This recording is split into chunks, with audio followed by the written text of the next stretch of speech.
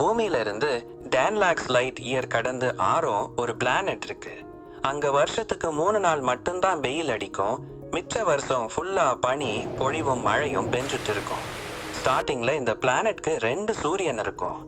ஆனா அதுக்கு பக்கத்து கிரகமான ஹெரன்ற பிளானட் இருக்கு. இந்த ஹெரன் பிளானட் மக்களுக்கும் ஆரோம் பிளானட் மக்களுக்கு எப்பவுமே சண்டை நடந்துகிட்டே இருக்கும். முன்னாடி சூரியன் இருக்கும்போது ஆரோம் பிளானட் நல்லா பச்சை பசேல்னு பசுமையா இருக்கும். அங்க தொழில்நுட்பம், விண்ணை தொடும் கட்டிடங்கள் அதிகமா இருக்கும். இதை தெரிஞ்சுக்கிட்ட பக்கத்து பிளானட்டான ஹெரன் மக்கள் ஆரோம் பிளானட்டோட 2 சூரியனையும் தன் பக்கம் இழுத்துக்கிட்டாங்க.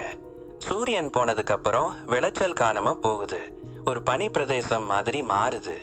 ஆரோம் பிளானட் மக்கள் சாப்பாட்டுக்கே கஷ்டப்பட ஆரம்பிச்சிட்டாங்க. ஸோ இதனால அந்த ஆரோம் பிளானட்ல இருக்கிற கிங் தன்னுடைய இளவரசனை இட்விக்க கூப்பிட்டு அவர்கிட்ட ஒரு லாக்கெட்டை கொடுக்கறாரு. அப்புறம் அவர்கிட்ட சொல்றாரு, நீ நம்ம ஸ்பெசிஃப் எடுத்துட்டு போய் பிளான்ட்டா தேடு. நம்ம ப்ராப்ளம் தீர்த்து வைக்கிற பர்சனை பார்த்த உடனே இந்த லாக்கெட் மின்ன ஆரம்பிச்சிடும். நமக்கு உதவி பண்ண போறவன் நல்ல குணம் படைத்த, எப்பவுமே முயற்சியை கைவிடாத ஒரு சின்ன பையனை பார்த்து இந்த லாக்கெட் மின்ன ஆரம்பிச்சிடும். ராஜா சொன்னதை கேட்ட இட்விக் ஸ்பெசிஃப் எடுத்துட்டு ஒவ்வொரு சோலார் சிஸ்டமா போய் பார்க்கறாரு. ஒவ்வொரு கேலக்சியா தேடுறாரு. ராஜா சொன்ன குவாலிட்டியில இருக்கிற பர்சன் அந்த லாக்கெட் யாரையுமே அடையாளம் காட்டல. இறுதியாக இட்விக்கோட ஸ்பேஸ்ஷிப் ரிப்பேர் ஆகி பூமியில டோக்கியோல வந்து விழுகுது. ஸ்பேஸ்ஷிப் விழுந்த வருடம் 2120. இடம் டோக்கியோ. மக்கள் எல்லாம் பரபரப்பா இந்த ஸ்பேஸ்ஷிப்பை பத்தி பேசிட்டே இருக்காங்க. டோக்கியோ கவர்மெண்ட் ஸ்பேஸ்ஷிப்பை ஆராய்ச்சி பண்றாங்க. டக்குன்னு அந்த ஸ்பேஸ்ஷிப் காணாம போகுது. ஹீரோஷிங்கிற ஒரு சின்ன பையன் அப்பா, அம்மா மற்றும் ஒரு ரோபோட்டோட ஒரு ஃபேமிலியா டோக்கியோல இருக்காங்க. ஹீரோஷி படிப்புல கொஞ்சம் வீக்கான ஸ்டூடெண்ட், ஸ்போர்ட்ஸ்லயும் வீக்கான ஸ்டூடெண்ட். ஆனா அவன்கிட்ட எப்பவுமே கன்சிஸ்டன்சியும் தன்னம்பிக்கையும் அதிகமா இருக்கும்.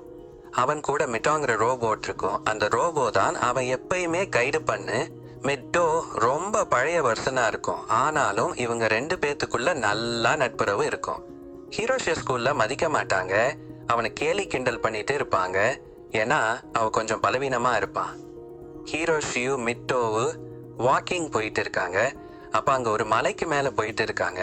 அங்க இட்விக் மயக்கம் போட்டு விழுந்து கிடக்கிறான். இத பார்த்து அந்த 2 பேரும் இட்விக் மயக்கம் தெளிய வைக்கிறாங்க.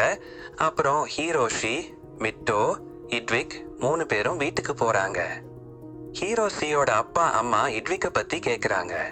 அப்ப ஹீரோஷி சொல்றான், இந்த பையன் பேரு இட்விக்.